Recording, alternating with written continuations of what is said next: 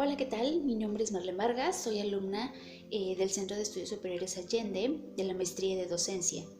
En esta ocasión, para la materia de teoría de grupos de aprendizaje del profesor Carlos Alberto Martínez, pues voy a explicarles brevemente en qué consiste la escuela tradicional y la escuela activa. Bien, para empezar, pues la escuela tradicional surge en Europa en el siglo XVII. Es importante tener en cuenta este contexto porque los conocimientos que se daban en la escuela pues era para situar a los alumnos en un papel determinado en la sociedad. Por lo tanto, el rol del docente en ese sentido llama mucho la atención porque era un rol rígido, directivo y estandarizado. El alumno en su papel de sumiso y pasivo en su conocimiento, pues llevaba a la práctica de su conocimiento meramente la memorización de los conocimientos, por lo cual, pues en esas épocas ya no es tan relevante ni tan idóneo. Bien, los objetivos estaban elaborados de forma descriptiva, pero estaban más dirigidos a las tareas del docente que a las tareas propias de los alumnos. Cabe mencionar también que la evaluación era dirigida en cuestión de los resultados, es decir, los alumnos tenían que fijarse mucho en la cuestión cuantitativa más que en sus capacidades cualitativas que ellos pudieran tener y desarrollar dentro del aula. El papel del docente dentro del aula en el método tradicional pues nos habla de un mero banco de datos para los alumnos. Se fijaban objetivos en cuestión de cantidad de contenidos y no de la calidad de los aprendizajes de los niños. Por lo tanto, en las evaluaciones pues no se veía un resultado favorable año con año, sino al contrario, iba declinando esta metodología. ¿Por qué? Pues bueno, porque el alumno no era el centro del aprendizaje, sino el maestro. El alumno no era el centro del proceso, sino el profesor.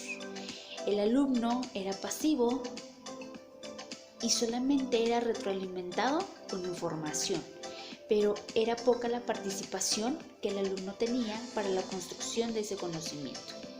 Bien, ahora también brevemente veremos que la escuela activa surge en las primeras décadas del siglo XX y esto a consecuencia pues de las necesidades de las escuelas rurales en las cuales los grupos, mejor dicho, eran multigrado y entonces hubo quienes se preocuparon por darles la educación primaria completa en algunas ciudades como Colombia, en algunas ciudades, sobre todo en las escuelas rurales en donde no tenían pues ni docentes para ejercer las clases, ni tampoco la tecnología o estas nuevas corrientes que pudieran apoyar en la educación de esos niños. Bien, la escuela activa tiene un énfasis más en la cuestión humana y reflexiva de los alumnos, no tanto en la cuestión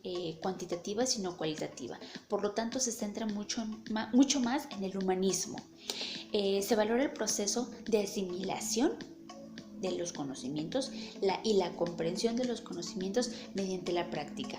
Por lo tanto, promueve que el docente tenga estrategias flexibles y dinámicas que no generen el aburrimiento de los alumnos, sino al contrario, que cada niño vaya construyendo aprendizajes significativos que lo motiven a seguir aprendiendo y comprendiendo más cosas, pero de su entorno real. Por lo tanto, también esta parte del contexto, de comprender el contexto para la construcción de aprendizajes significativos con los alumnos, también es algo muy importante.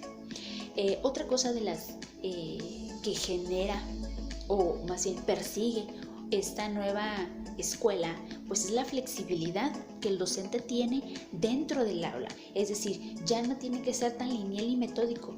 Puede ser un aprendizaje globalizado, pero también socializado. Entonces promueve mucho el aprendizaje colaborativo, porque el diálogo va a promover la reflexión y la toma de decisiones de los niños. Por lo tanto, esto va a generar una visión de líderes a largo plazo, que es la construcción de las nuevas personas de este siglo XX. Perdón, del siglo XXI. Entonces, el objetivo va a ser que el alumno sea más participativo tanto en las clases como en la construcción de su propio conocimiento. Y esto lo lleve a crear espacios de tolerancia, de respeto hacia las opiniones de los demás y por lo tanto tenga un conocimiento democrático en el que permita expresarse, pero también permita escuchar a los demás. Y ahí se pone en juego la autorregulación emocional, pero también la inteligencia emocional de los docentes. Algo que yo rescato muy importante de la escuela tradicional, pues es la disciplina, pero entendiéndola y aplicándola de manera correcta y adecuada.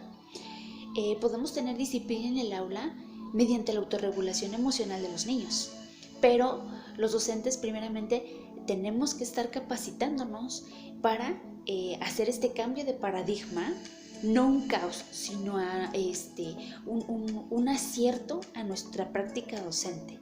Y en ese acierto a esa práctica docente, un docente tiene que ser empático para poder conocer a su alumno, para poder conocer sus limitaciones, pero también sus capacidades y ayudarlo a desarrollar habilidades. Está claro que no todos los alumnos tienen la misma capacidad, pero pueden desarrollar habilidades que le permitan crecer y profundizar en ese conocimiento. Algo que también genera la escuela activa, pues es profundizar los temas, pero en situaciones reales, es decir, ya no ficticias, ya no lo que está plasmado en el libro, sino que yo docente puedo generar una situación problema a partir de algo real, de algo que yo tengo contacto o que mis alumnos tienen contacto para hacer un problema, desmenuzarlo y llegar entre todos a consensar una solución. Esta sería la visión de líderes que busca la escuela activa, ¿verdad?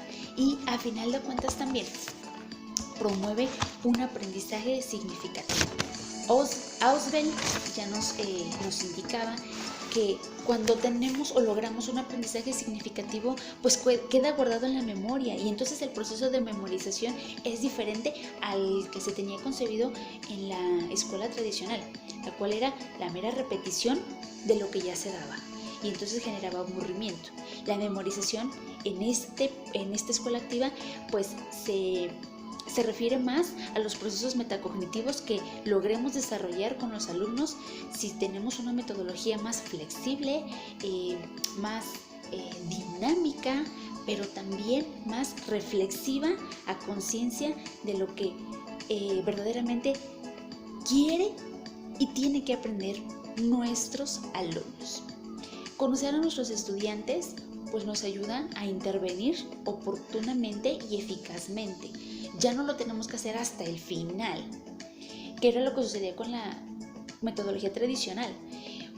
Un docente aprendía a conocer o conocía a su alumno hasta el final del ciclo, pero no antes ni durante.